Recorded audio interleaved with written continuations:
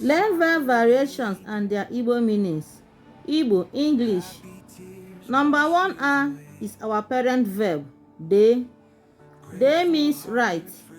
We are going to use this parent verb, dey, to make it to vary by adding prefix or suffixes to change its meaning to form another verb. Let's start. Number B, ide. Ide means to write. Ide, to write. Ide, to write. Now, we change this dey to ide by adding our prefix e.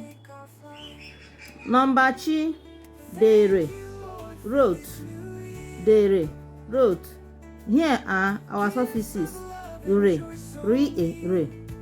Number D, depo, write off. Depo, write off.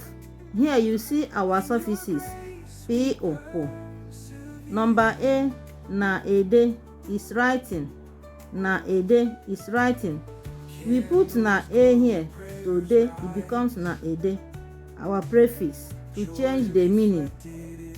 Number F, ga ede, we write. Ga ede, we write. Ga ede, you have seen that we put ga a here in order to change this verb to another form. Ga de. Number G, ga de, meaning go right. Ga de, go right. This one is a command. Number B, edela, don't write. Edela, don't write. You can start, we put a here and we put a here and put la. This one has both prefix and the suffixes. We use them to change the meaning from de to edela, meaning to counter the information. Number E, edehi, did not write. Edehi, did not write. You have seen that we put both prefix and the suffixes to this day, it becomes edehi. Our prefix here is a, while suffixes is he, and he.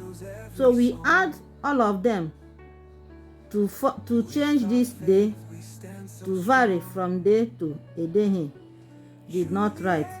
So this is how we form our verb through the parent verb, by making the parent verb to vary by adding prefix or suffixes to change the main parent verb to another form. So like and share our videos. Follow us for more. Bye.